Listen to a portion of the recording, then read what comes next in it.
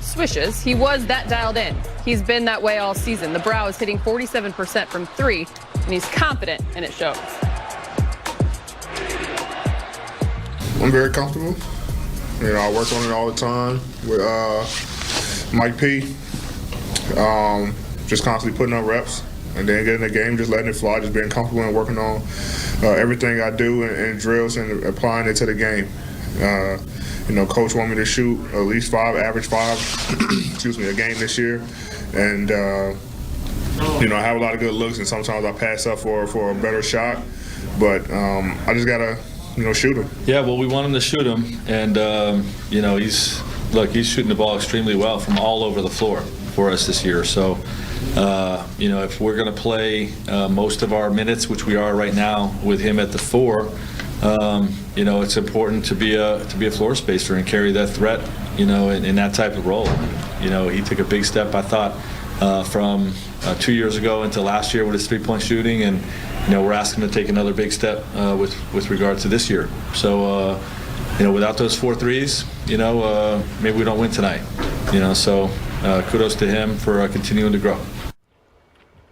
You know what time it is? Time for more Fish's Focus, brought to you by Morongo Casino Resort and Spa. Watch the move. Big Game was ready to move. Fish is on his way. It's the afternoon. It's the daytime. You know, I got my tennis shoes on. We moving today, Big Game.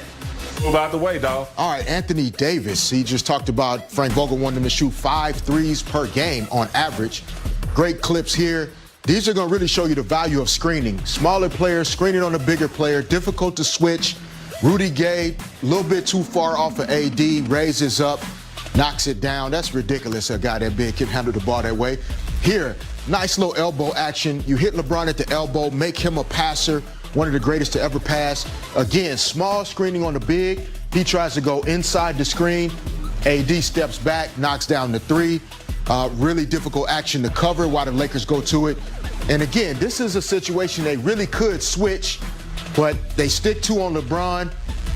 Johnson a little bit too late in rotation, closed out with his hands down. Typically that means the man is down, and AD knocks down the 3 again. So if he's going to shoot the ball that well from the 3, it's going to make it really difficult for people to defend the Lakers. You combine that with a top 5, top 10 defense in the league, championship recipe. He's not necessarily just a spot-up three-point shooter. He's shooting those threes like jumpers. Yeah, it looks like layups. They really do. And it's, you know, the skill. It just reminds me of the quote we put up from Kobe a week or 10 days ago. We talked about Anthony Davis being the avatar of everything that you want in a basketball player. And he makes the game really look that easy, even though clearly he's worked hard to make it look that way. Good point. James, let's go inside access because AD's jump shot has been wet. No matter where he's shooting this season, his 2-point jumpers this year are going down at a 46% rate. That's 8 to 10% better than the previous 2 seasons. And the numbers from 3 are remarkable. The 47% from deep this year is by far his career best. I know oftentimes when it comes to a big man, you don't want them to lose sight of the inside game. But with a guy like Anthony Davis, are you okay with him shooting on average 5 threes a night, a game? And Allie, I'm old school. I always, preach post first and then work inside out. But with this guy right here, who used to be a guard at 6'2", and he still has all that, guard talent, I have no problem with it because he mixes it up. He'll face you and hit a 10-footer. He'll face you and step back and hit a 15-footer. He'll hit a step-back three-pointer, and then he can go by you. So Fish just demonstrated. I have no problem. His coach wants him to hit it. No one can guard him. If he's hitting the 3, it's really going to be a long night because of all the other things he can do by putting the ball on the floor. So, yeah, I'm all for it. Becomes unguardable for sure. Let's take this more broad because AD isn't the only Laker heating up from the outside. As a team, they're making nearly 42% on the season, second in the NBA. They have been a bottom 10 team in three-point percentage since Kobe's last season, 2015-16. They probably won't hit 40% this year, but maybe this is sustainable to be a top 10 in the league, Fish? Yeah, I think this is sustainable due to their personnel. This is where this team has evolved and changed a little bit. I think THT is a surprise in terms of shooting the three. Alex Caruso has improved as a three-point shooter. We saw Wes Matthews knocking down threes in San Antonio. We've talked about Marc Gasol as a three-point shooting big. Dennis Schroeder shoots the three pretty well for a guard. Anthony Davis has improved as a three-point shooter. So, you mean, this is an area that the Lakers have vastly improved from a season ago when everybody talked about that being really their primary weakness offensively. That has now become a strength. And again, as they continue to improve defensively, that's going to make it really difficult for teams to talk about beating the Lakers, in particular in a 7-game series during the postseason. Big game, when you got two of the best players who play downhill, you have to have shooters that can step up and knock down the three ball. And when you think about it, 3 years ago, what were we talking about? 4 years ago, what did they need? Shooting. Three-point shooters. We tried to get a few late, didn't work out. So it's not something that just arrived this year. It's something they've been trying to do for like 2 or 3 years. So when you see Kuz starting to improve, like Fish said, Caruso hit a few last year, but I see him really starting to hit some. You got Wes Matthews. You got you could almost play like D'Antoni plays with this team if you wanted to, because they have 6. Tucker can hit the three. And they AD, I mean, it's crazy. I've never seen these many three-point shooters that can be consistent on one team, and I've never seen it. Fish, take a look at this. We got more numbers. The Lakers have been shooting well everywhere. In fact, they're just the fourth team in the last 20 seasons to shoot at least 50% from the field, over 40% from three, and over 75% from the free throw line through their first 6 games of the season. The others all made it to the finals. Sorry, 2010 Celtics, D-Fish and company locked you down in the finals. Yeah, no, shaking these your are head. great numbers. Great numbers. We're getting closer to tip-off. Talen Tucker could be getting some more run tonight with KCP out. He had 5 points in 14. Back in Memphis, he spent his high school years in Memphis when his older brother Pau started his NBA career with the Grizzlies. The brothers were later traded for each other, and Mark established himself as a pillar for the grit and grind Grizzlies for over a decade. Today, the Lakers center will play his first game back on Beale Street since he was traded. Now, Gasol ranks near the top of so many all-time categories in the Grizzlies record books. First in minutes, field goals, rebounds, and blocks. Second in games, points, and assists. Such a talented and unique big man who spent 11 seasons in Memphis. And though it may not be the reception we all would have expected given the pandemic and only a few fans in attendance, you imagine the Grizz will do what they can nonetheless to honor Mark. But before we find out, let's hear from the big fella on what it is like being back in familiar territory for the first time. Earlier, he spoke with Mike.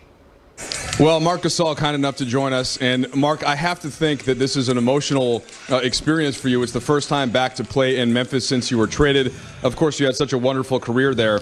And I spoke to a couple people there. They said that you made an even bigger difference off the court than you did on the court. So I wonder if you could just take us through your emotions today.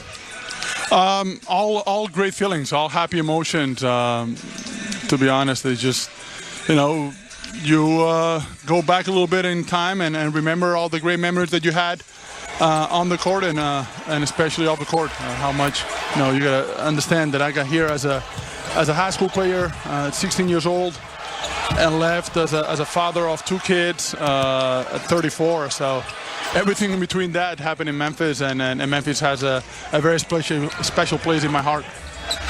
Yeah, and Mark, I don't know if people will remember, but of course your brother was there for several years, and if I'm not wrong, you spent some time as a child there once you guys all moved over. I remember a Lakers trip with Pau going to St. Jude's Hospital back in 2009, I guess it was, and I know that you had some involvement as well. So can you trace all that back as well, even before you were a player with the Grizzlies? Yeah. Well, not 16. You're not a child anymore. I was a big kid for sure, but probably not a child. St. Jude, Le Bonheur are a huge part of Memphis and what Memphis stands for, helping, each other and doing whatever you can, for the people that need it. Obviously, childhood cancer, it's a brutal thing when it happens in a family. So if you as a player can do anything to make the child day better and the family day better, and having an involvement with the team, and having them being, upbeat with the season, how it goes for them. They're great fans of the team and they follow it nonstop. So, it's a great honor to have those kind of fans here in Memphis, and whatever we can do to help them it's amazing. All right, Mark, and the last thing would just be how you transition from all of that to just playing the game of basketball, against this Grizzlies team who has a lot of guys out, but, not your first time. It's not, it's not easy to lock in and go into that kind of mode right away. It's obviously it's special to come back here, like I said. But once the jump ball starts, it's schemes, it's tendencies, it's execution, and it's winning. So at the end of the day, that's the easier part. All right, Mark. Thanks so much for your time. I hope you can enjoy the day spent back in Memphis. Yeah, for sure. Thank you so much. All right, thanks so much, guys. Now, guys, Gasol has not had a great start to this season, but the one thing that the Lakers have recognized, his ability, to pass the rock. Fish, do you want to see more of the offense run through him? Some of the Lakers have discussed we got to get the offense going through him a bit more.